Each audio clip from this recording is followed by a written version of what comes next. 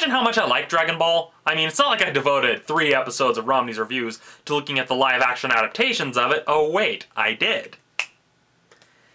Anyway, like many other kids who grew up in the 90s and early 2000s, Dragon Ball Z was one of the series that introduced me into the world of anime. I mean, my siblings and I would frequently go to our local library and check out whatever VHS tapes of the series we could find. We didn't care if they were out of order. I mean, we pretty much saw the entire Frieza saga practically out of order, to a point. And really, it was just a case of we couldn't get enough. Except for the Buu saga. By then, we kinda had enough. Well, that and GT. Anyways, when I heard that there was going to be a new Dragon Ball Z movie with an original story by Akira Toriyama, I was hyped as hell. Was that hype warranted? Let's find out.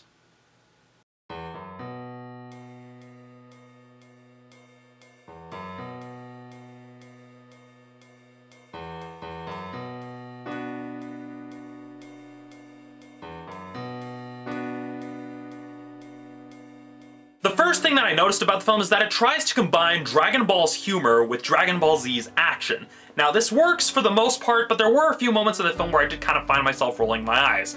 And it was mainly during the moments where they had kind of moderately desperate fan service, as well as a few other nods to the audience. So really the moments of the film that kind of got on my nerves were a lot of the moments centered around Emperor Pilaf. Other than that, the story is pretty much a Dragon Ball Z story through and through, right down to the comedy, the action, and some surprisingly good character development, namely when it came to the characters of Goku and Vegeta. It really shows a nice sense of progression, a real sense of moving forward in the story, as we get to see how the long series of events that both of those characters have gone through have had an effect on them and their personalities over the course of the long term. And really, it was actually pretty fascinating and pretty surprising to see just how much depth they actually were willing to put into it. The only other complaint about the story that I have is that Super Saiyan God is a little overhyped by the fanbase. A lot of the hype mainly comes from the fact that they're hoping that it'll overtake Super Saiyan 4, but really the best way to look at it is that as a story element, as something that helps move the story forward and helps develop Goku's character, it does a pretty good job. As an actual power-up, however, it's pretty much useless. But then again, given the kind of themes this story explores, that may be the point. From a technical standpoint, the animation looked really good. However, there were a few cringe-worthy elements to it. The Chiefest Defenders, the CGI auras and ki blasts. I mean, the actual quick ki blasts were fine, but when you get to the big giant beam attack or spirit bomb knockoff attack that Beerus uses, and you get this weird looking aura, you can tell that they were put in using a computer and they just look awful. There were also a few moments where you could tell the hand-drawn animation, namely during some of the fight scenes, were drawn on top of a 3D model. That's kind of been a new technique. It's still in its experimental stage, but it's been kind of cropping up in a lot of animation studios ever since the debut of Disney's Paperman, because they were kind of the first short to really demonstrate how that worked.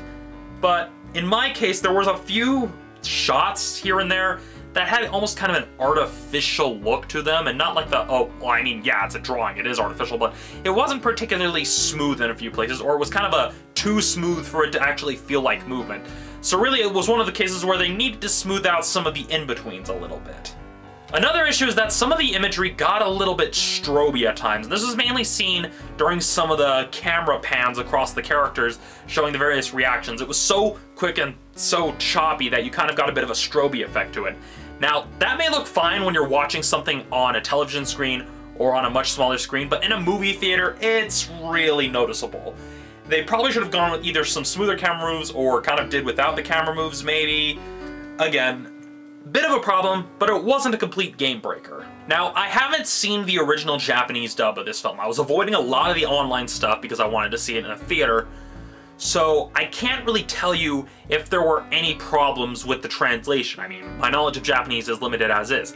That said, there were a few moments where some of the voice actors did have to speak their lines really quickly, probably because the original Japanese line was a lot shorter than its translation, which is a common problem when adapting anime.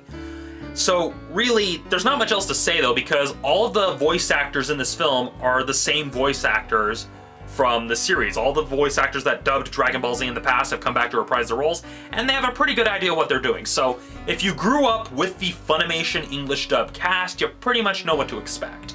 Overall, the film pretty much delivers exactly what it promises, a fun, action-packed romp that balances both the comedic and dramatic elements of Dragon Ball a lot more skillfully than some of the other films that have come before it. Is it perfect? No. The humor felt forced a little bit, the fan service got a little bit grating, and the CGI parts of the animation were cringeworthy.